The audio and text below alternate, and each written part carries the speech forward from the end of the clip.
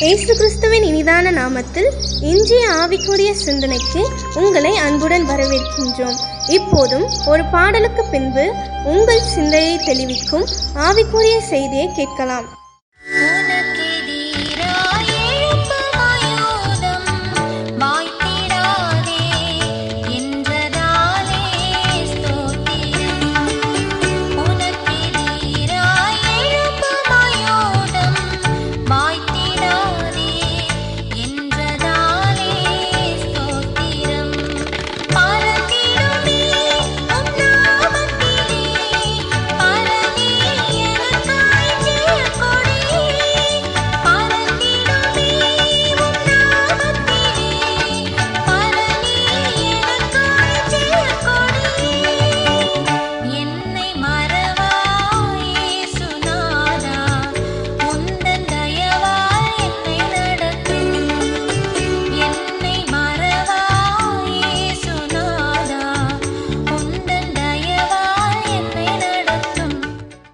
நமக்கு விரோதமாய் உருவாக்கப்படுகிற எந்த ஆயுதத்தையும் வாய்க்காமல் போக பண்ணுகிற இயேசுவின் இனிதான நாமத்தினால் உங்களை வாழ்த்துகிறேன்.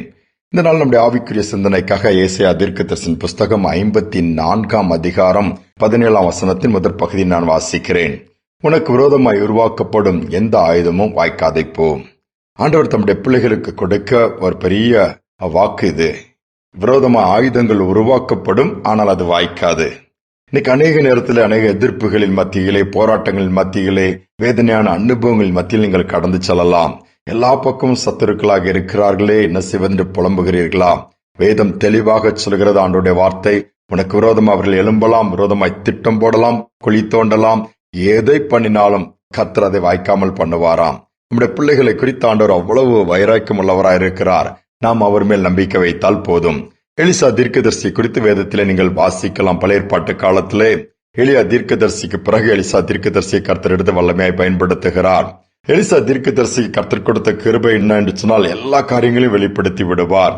அங்கு சீரியா தேசத்தினுடைய ராஜா என்னென்ன திட்டம் போடுகிறார் என்று எல்லாவற்றையும் பார்த்து தன்னுடைய ஆவியினாலே, தீர்க்கதரிசன வரத்தினாலே அதை தன்னுடைய ராஜாவுக்கு சொல்லிவிடுவார். இதனால் அவருடைய திட்டமெல்லாம் தோற்று போய் கொண்டிருந்ததனால் சீரிய ராஜா கோபப்பட்டு, யார் நம்மிடத்திலிருந்து உளவாளியா இந்த காரியங்களை சொல்லுகிறான்னு சொல்லி பார்க்கும் பொழுது, அங்குள்ள நபர்கள் சொல்லுகிறார்கள், எலிசா என்று ஒரு தீர்க்கதரிசி இருக்கிறார், நீர் என்ன செய்தாலும் என்ன சொன்னாலும் எங்கு போனாலும் அங்கு இருக்கிற இடத்திலிருந்தே அதை பார்த்து தன்னுடைய ராஜாவுக்கு சொல்லிவிடுவார் என்று சொல்லும் பொழுது, எலிசாவை பிடிக்கும்படியா ராணுவங்களை, ரதங்களை, பெரிய சேனையை அனுப்புகிறார்.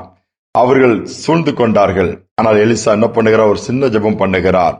அந்த ராணுவ வீரருடைய கண்களை குருட்டாட்டம் பண்ணும்படியா ஜெபிக்கிறார். கண் தெரியாமல் போய்விடுகிறது. அப்படியே அவர்களை கூட்டிட்டு போய் தன்னுடைய இஸ்ரவேலின் ராஜாவுடைய கையில கொண்டு விட்டு விடுகிறார். பாருங்கள், எவ்வளவு விரோதமாய் எழும்பின அத்தனை திட்டங்களையும் கர்த்தர் அந்த இடத்துல விட்டை தெரிகிறார். அந்த ராணுவ வீரர்கள் கண்ணு தெரியாவிட்டால் என்ன செய்ய முடியும்? எலிசா அவர்களை நடத்தி கொண்டு போய் நல்லா சாப்பாடு போட்டு திருப்பி ஒரு ஜெபம் பண்றாரு. கண்ணு திறந்துருது. போங்க தேசத்துக்கு சொல்லி அனுப்பி வைத்து விடுகிறார். திட்டம் போடலாம், ஆனால் கர்த்தர் யார் விரோதமா எழும்புகிறார்களோ அவர்களை கர்த்தருடைய பிள்ளைகளின் கால்களிலே விழும்படியாய் செய்வார். இதுதான் உண்மை. ஒரு வல்லமையாய் பயன்படுத்தப்பட்ட ஊழியக்காரருடைய வாழ்க்கையை படித்தேன். அவர் எப்பொழுதும் கர்த்தருடைய வார்த்தைகள் கொஞ்சம் ஸ்ட்ராங்காகவே இருக்கும். ஸ்ட்ரிக்டா, கரெக்டா, உள்ளதை என்று சொல்லுவார். அப்பொழுது இது அநேக வாலிப பிள்ளைகளுக்கு பிடிக்கவில்லை. இவர் என்னடா அவ்வளவு கண்டிப்பா பேசுறாரா, கடினமா பேசுறாரா, இதெல்லாம் கஷ்டமா இருக்குன்னு சொல்லும் போது, இவரை எப்படியாவது ஒரு வழி பண்ணி பழி வாங்கிடணும்னு சொல்லிட்டு அதற்கான முயற்சியில் அந்த வாலிப பிள்ளைகள் பண்ண ஆரம்பித்தார்கள். அப்ப இவர் குறிப்பிட்ட கூட்டங்களை முடித்து விட்டு குறிப்பிட்ட ரோட்டின் வழியாக தான் இரவு நேரத்திலே தன்னுடைய புல்லட் பைக்கிலே போவாராம். அப்போ இவர் எப்படியாவது விழ தட்டி விடணும் என்று சொல்லி அந்த இருட்டிலே ரோட்டின் குறுக்கே 2 மரங்களுக்கு இடையே ஒரு பைண்டிங் ஒயர், ஒரு கெட்டு கம்பியை கட்டி வைத்து விட்டார்கள். அது கண்ணிற்கு தெரியாது. கரெக்டாக பைக்கில் போகும்போது அவர் கழுத்திலே பட்டு அப்படி கீழே விழ வேண்டும் என்பதுதான் இவருடைய திட்டம். இவர் அதே மாதிரி என்ன போட்டு ஓரமாய் ஒதுங்கி இருக்கிறார்கள். பார்த்து கொண்டிருக்க அவர் விழுவதை பார்க்க வேண்டும் என்று சொல்லி இவர் கூட்டங்களை முடித்து இரவு நேரத்தில் வேகமாய் பைக்கில் வந்து கொண்டிருக்கிறார். அந்த லைட் வெளிச்சத்தில் அந்த கம்பி தெரியவே தெரியாது. ஆனாலும் அவர் வந்துட்டே இருக்கும் போது இந்த இடத்தில் வந்தபோது சற்று குனிந்து விடுகிறார். குனிந்தவுடனே அந்த கம்பி ஒரு கழுத்திலே படும் என்று சொன்னது, அதை தாண்டி கீழோடி போய்விட்டார். இவருக்கு ஒண்ணுமே புரியவில்லை. இந்த வாலிப பசங்களுக்கு என்னடா இவரை பழி வாங்க நினைச்ச, இந்த இடத்துல எப்படி இந்த கம்பி யாருக்குமே கண்ணுக்கு தெரியாத, இவருக்கு எப்படி தெரிஞ்சதுன்னு சொல்லிட்டு அன்று இரவு விட்டு அடுத்த நாள் அவர் வீட்டுக்கு போய்விட்டார்கள். போய் நாங்கள் இப்படி கட்டியிருந்தோம், ஆனால் உங்கள் கண்களுக்கு எப்படி அது தெரிந்தது? அவர் சொன்னாரா, என் கண்ணுக்கு ஒண்ணுமே தெரியலையப்பா, அப்பதான் யோசித்து பார்த்தாராம். அந்த நேரத்தில் அந்த இடத்தில் வரும்போது காலில் ஏதோ கடித்தது போல தெரிஞ்சுக்க அவருக்கு அந்த ஊழியர் குனிந்திருக்கிற ஒரு பைக் போய்கொண்டுதான் இருக்கிறது. இந்த கம்பி அவருக்கு தலைக்கு மேலோடி போய்விட்டது, கடந்து விட்டார் அந்த பாதையை. ஆண்டவர் அவ்வளவு அழகாய் பாதுகாப்பாய் நடத்தினார். இதை பார்த்து அந்த வாலிபர்கள் மனம் திரும்பினார்களாம். பாருங்கள், விரோதமாய் திட்டமிட்டார்கள், அந்த கட்டுக்கம்பியை கட்டி வைத்து கூட விட்டார்கள். ஆனால் கர்த்தர் காரியங்களை வாய்க்காமல் போக பண்ணினார். எதிரிகளின் சதி திட்டத்தை உடைத்தெறிந்தார். உங்களுக்கு விரோதமா இப்படி பழி திட்டம் போட்டிருக்காங்க, அப்படி பண்ண போறாங்க, இப்படி பண்ண போறாங்கன்னு சொல்லி செய்திகள் வந்து உங்கள் காதுகளில் விழுந்தாலும் நீங்கள் பயப்பட வேண்டியதில்லை. கர்த்தர் அதை வாய்க்க விட மாட்டார். ஏனென்றால் விரோதமாய் ஆயுதங்கள் உருவாக்கப்படலாம். ஆனால் கர்த்தருடைய கரம் கர்த்தருடைய பிள்ளைகளோடு கூட இருக்கும் பொழுது, ஏன் உங்களோடு நம்மோடு இருக்கும் பொழுது அவைகள் வாய்க்காமலே போகும். யார் குழியை வெட்டினார்களோ அந்த குழியில் அவர்களே விழுவார்கள். யார் பட்டை தடுக்கிறார்களோ அந்த பட்டையுமே அவர்களுக்கு விரோதமாய் திரும்பும். சோர்ந்து போக வேண்டாம், தைரியமாய் ஆண்டவரை சார்ந்து கொள்ள. நாங்கள் உண்மைதான் நம்பி இருக்கிறோம்ப்பா, எங்களுக்கு யாரும் இல்லைன்னு சொல்லி முழுவதும் ஆண்டவர் கையில கொடுத்துருவோம். புலம்பிக் கொண்டு இருக்க வேண்டாம், எனக்கு என்ன இருக்குது, யார் இருக்கா, கேட்க ஆள் இல்லையே, இப்படி எல்லாம் பேசுறாங்களே.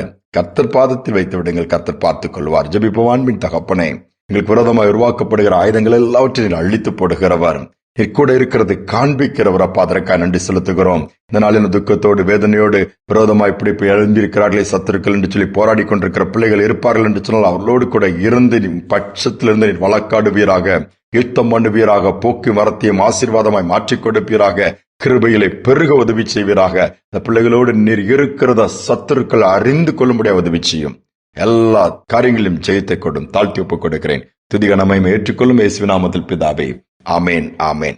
கர்த்தர் பட்சத்தில் இருப்பார் என்று சொன்னால் தீங்கு துக்கப்படுத்த முடியாது, சத்துரு ஒன்றும் செய்ய முடியாது. ஆயுதங்கள் எல்லாம் வாய்க்காமலே போகும். இந்த சிந்தனையோடு இந்த நாளை தொடருவோம். மீண்டுமாய் நாளை தினம் சந்திப்போம்.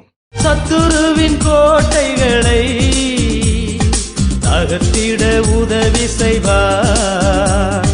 தயங்காமல் முன் சென்றிட தாங்கியே நடத்திடுவார்.